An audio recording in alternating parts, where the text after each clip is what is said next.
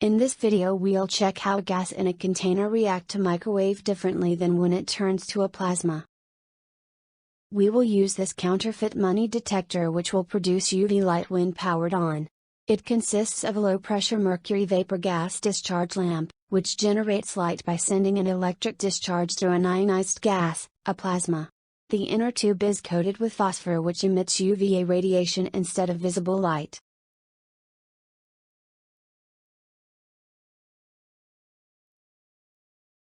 Let's check the functionality of the UV lamp, and see how it will look like when turned on. There's only one lamp, but we can see its reflection on a mirror below it.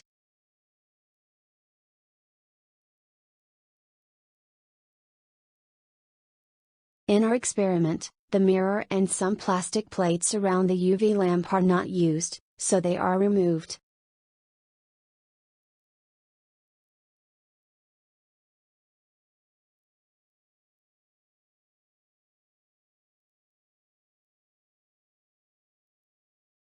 Let's check if the UV lamp generates some microwave signal when powered on.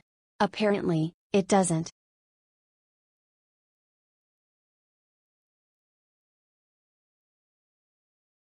Now the UV lamp is put right in front of the microwave transmitter, and the distance is set to get the intensity near maximum scale.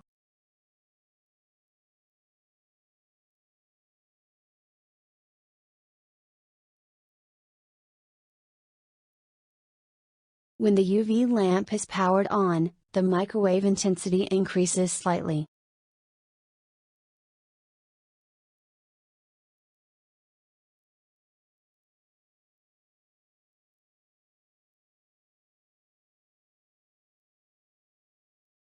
We get similar result when the UV lamp is put right in front of the microwave receiver.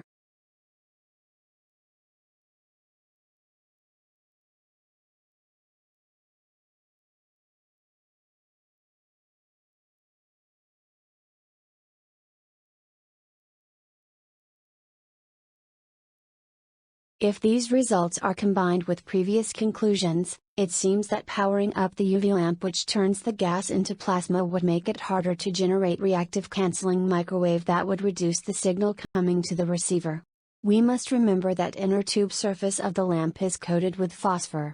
It absorbs and reflects some of incoming microwave even when it's not powered on. The next step following this experiment is to use UV lamp that doesn't have phosphor inner coating, so we can reduce number of variables affecting the result.